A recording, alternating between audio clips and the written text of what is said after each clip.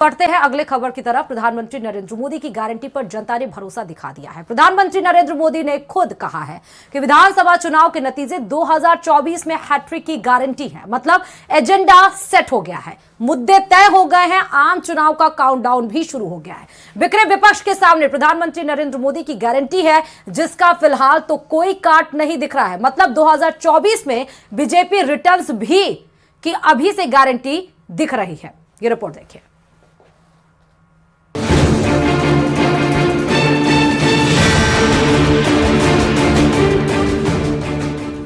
सुधर जाइए, सुधर जाइए, वरना जनता आपको चुन चुन करके साफ कर देगी।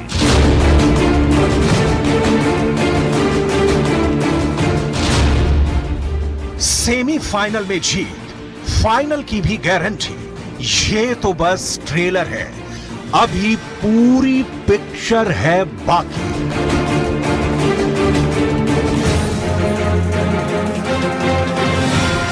भारत के सियासी इतिहास की यह अनोखी घटना है, बिल्कुल नायाब। ऐसा कभी नहीं हुआ।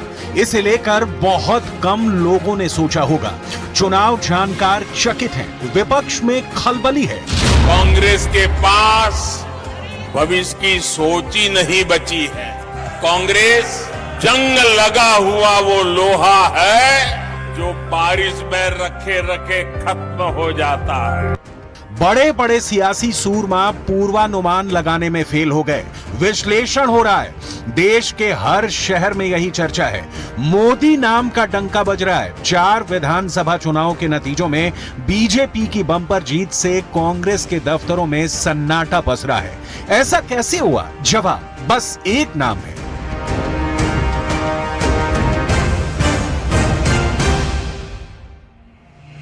प्रधानमंत्री नरेंद्र मोदी। मतलब देश को भरोसा, मतलब जीत की गारंटी। प्रधानमंत्री नरेंद्र मोदी ने कहा, चुनावी राज्यों की जनता ने मान लिया। पीएम मोदी ने बीजेपी को वोट देने को कहा, जनता ने झोली भर दी। प्रधानमंत्री नरेंद्र मोदी ने कहा, विपक्ष के बहकावे में ना आए, जनता ने स्वीकार कर लिया। प्रधानमंत्री नरेंद्र मोदी ने कहा, विकास हुआ है, विकास होगा। डबल इंजन की सरकार ने काम किया है, काम करेगी।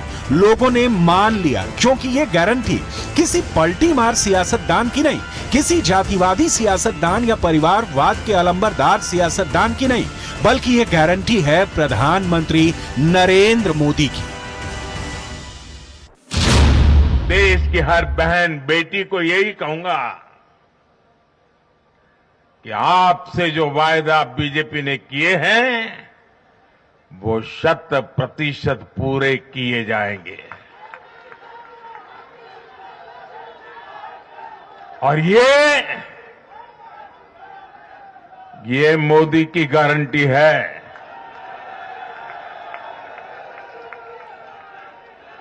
और मोदी की गारंटी यानी गारंटी पूरा होने की गारंटी।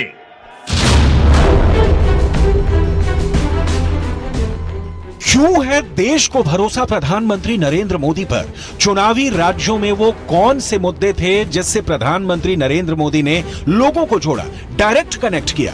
पीएम मोदी के उन मुद्दों को देखिए जिन पर अब ब्रांड मोदी छप चुका है। और इस ब्रांड की खासियत है भरोसा, विकास, महिला सम्मान, भ्रष्टाचार का खत्म नामो निशान, सड़कों का जाल, हर घर जल का बड़ा नाम। जो किया है करेंगे, और फुल ऑन जनता का साथ। हमारी नारी शक्ति, हमारी युवा शक्ति,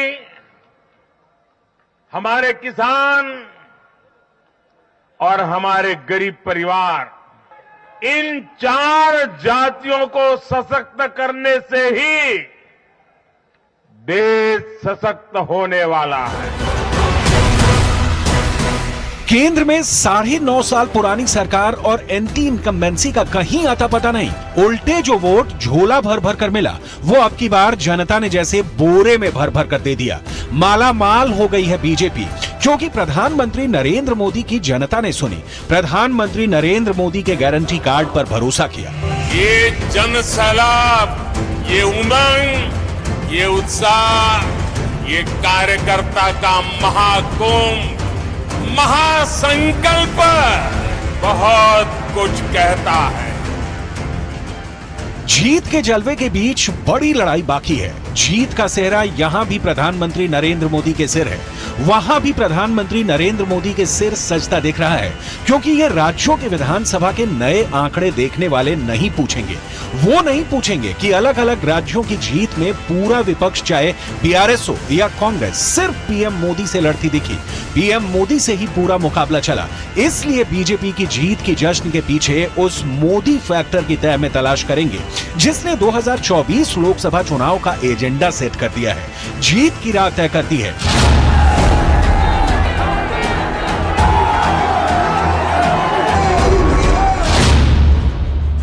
सियासत के सारे ककहरे फेल हो जाते हैं। जाति, परिवारवाद, क्षेत्रवाद के सारे समीकरण उलट पुलट जाते हैं। जानकारों के सारे सूत्र नाकाम साबित होते हैं, एक बार नहीं बार बार, क्योंकि चुनावी राजनीति की जितनी भी चलताऊ डिग्रियां हैं, प्रधानमंत्री नरेंद्र मोदी के आगे धड़ाम हो जाती हैं।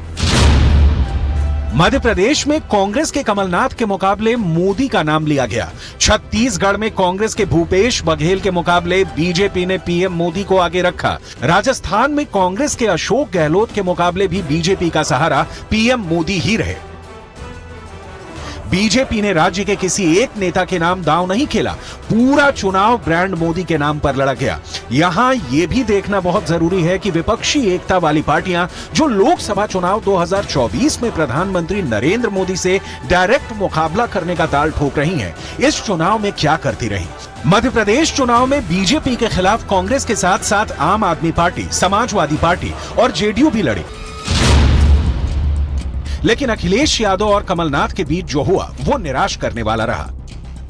यह सिर्फ एक उदाहरण है। ऐसी विपक्षी एकता लेकर चल रही पार्टियों की आम चुनाव में परफॉर्मेंस क्या होगी, इसका अंदाजा अभी से जानकार लगाने लगे हैं, लेकिन इसकी डिटेल आगे। अभी उन मुद्दों की चर्चा जिसे बीजेपी ने उठाया, विपक्ष ने उठाया और जनता ने उसका जनादेश से जवाब दे दिया। एक बात ध्यान रखनी है कि जब चुनाव का केंद्रीय चरित्र प्रधानमंत्री नरेंद्र मोदी हो तो मुद्दे भी बड़े और वजनी होंगे।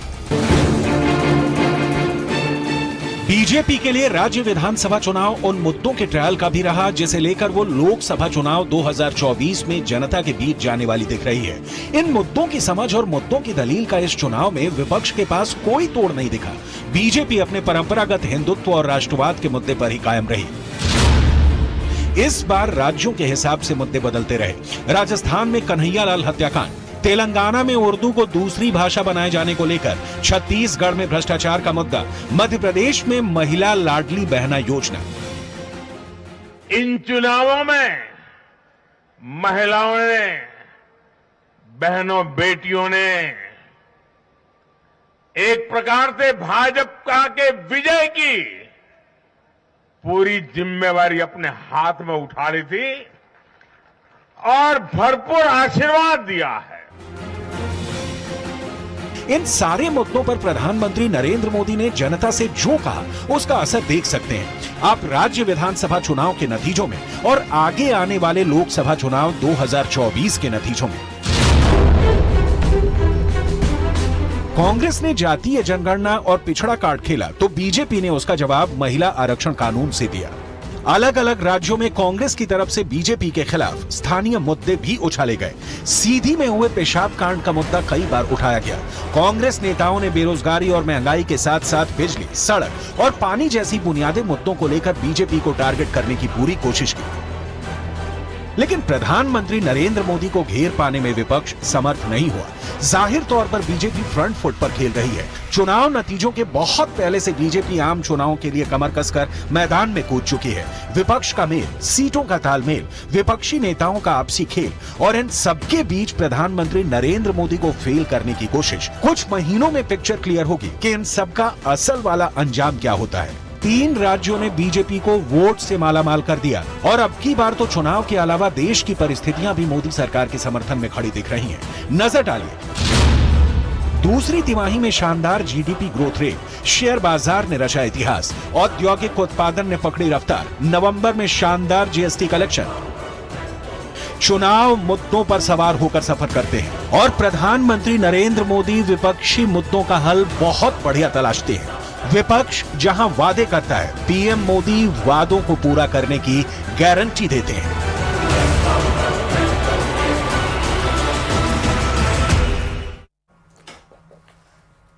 और वहीं राजस्थान के सिंहासन का संग्राम काफी दिलचस्प रहा है और जो रिवाज प्रदेश में बना था वो आगे फिर बढ़ा है।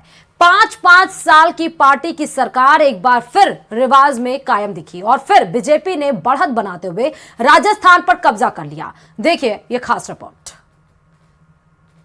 कल मैंने ये डंके की चोट पर कहा, राजस्थान में इस बार तो नहीं, कभी भी, ये शब्द मेरे याद रखना। देव उठी एकादशी को बोल रहा हूं, देवगढ़ में बोल रहा हूं। इस बार तो छोड़ दीजिए, अब राजस्थान में कभी भी गहलोत सरकार की वापसी नहीं होगी।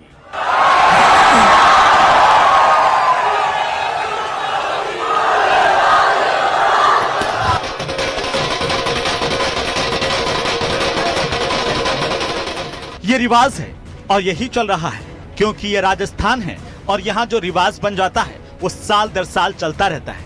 और यही हुआ राजस्थान के सिंहासन पर एक बार फिर इतिहास के रिवाज को दोहराते हुए बीजेपी ने सत्ता हासिल कर ली।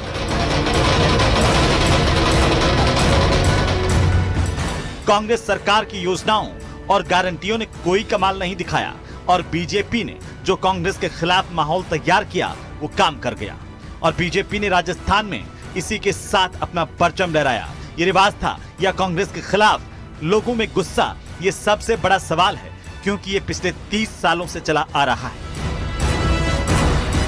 महिलाओं के साथ जो राजस्थान के अंदर हुआ, युवाओं के साथ में जो राजस्थान के अंदर हुआ और किसानों के साथ में जो राजस्थान के अंदर हुआ, उसने कांग्रेस के इन तमाम दावों पर पानी फेर दिया। महिलाओं के बलात्कार के बढ़ते हुए मामले, पेपर लीक कांड ने और साथ में किसानों की आत्महत्या के शायद जो अग्नि निकली, उसकी अग्नि की तेज में कांग्रेस राजस्थान से स्वाह।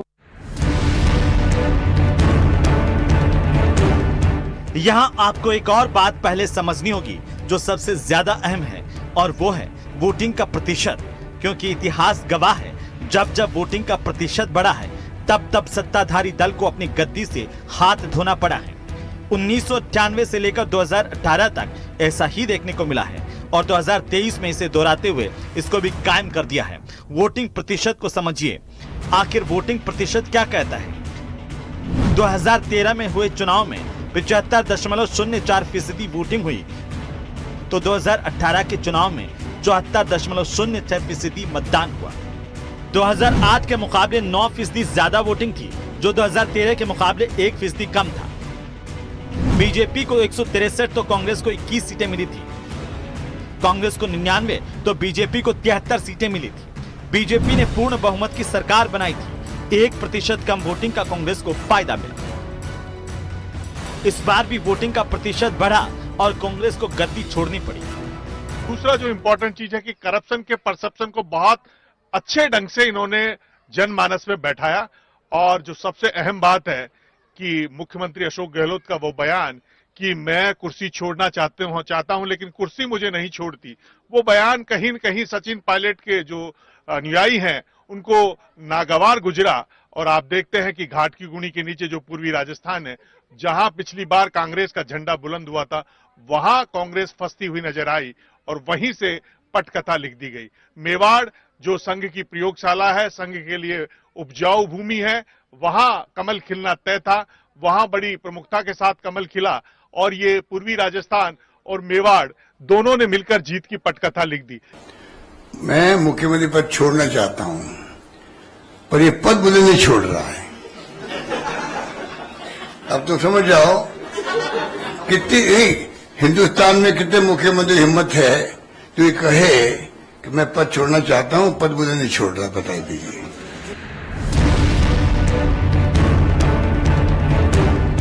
लेकिन इसके पीछे कुछ तर्क और भी हैं, जो प्रदेश की जनता के बीच कांग्रेस के शासन के दौरान उठे सवाल हैं। और इसमें सबसे बड़ा सवाल है पेपर लीक, युवाओं के भविष्य के साथ खिलवाड़, महिलाओं के खिलाफ बढ़ते अत्याचार, लाल डायरी में भ्रष्टाचार का हिसाब, सचिन पायलट वर्सेस अशोक गहलोत और कन्हैया लाल हत्याकांड।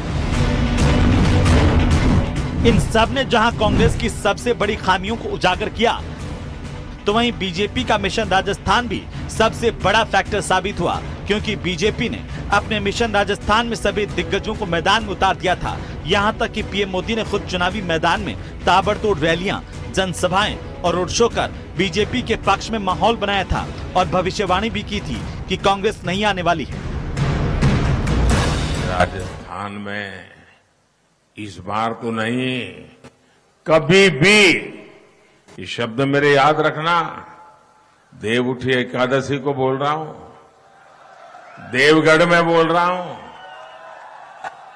इस बार तो छोड़ दीजिए, अब राजस्थान में कभी भी गहलोत सरकार की वापसी नहीं होगी। नरेंद्र मोदी आज की तारीख में हिंदुस्तान के अंदर एक ऐसे नेता हैं जिनकी शक्ल देख करके लोग वोट देते हैं। उत्तर भारत में खास तौर पर उनकी लोकप्रियता चरम पर है। राजस्थान के परिणामों की बात ही नहीं करें आप, मध्य प्रदेश और साथ में जो छत्तीसगढ़ के परिणाम भी आए हैं, वो भी प्रधानमंत्री नरेंद्र मोदी के चेहरे को देख करके ही एक बम्पर जीत भारतीय जनता पार्टी को मिली है। शायद इतनी बड़ी जीत की उम्मीद भारतीय जनता पार्टी को भी नहीं थी। शायद बीजेपी को राजस्थान की जनता का मूड पता चल गया था और दिग्गजों की रैलियों ने तो इतिहास रच दिया। पीएम मोदी ने खुद करीब 12 रैलियां और 2 रोड शो किए थे। अमित शाह ने 22 रैलियां और 1 रोड शो किया था। तो बीजेपी अध्यक्ष जेपी नड्डा ने 18 रैलियां की। वहीं यूपी के सीएम योगी आदित्यनाथ ने 15 रैलियां कर कांग्रेस को कटघरे में खड़ा किया था। तो वहीं रक्षा मंत्री राजनाथ सिंह ने भी 7 रैलियां कर बीजेपी के पक्ष में माहौल तैयार किया था। फिलहाल बीजेपी ने राजस्थान की सत्ता के सिंहासन पर कब्जा कर लिया और जल्द ही शपथ ग्रहण कर सरकार का गठन किया जाएगा। Bureau report, news 18 Rajasthan.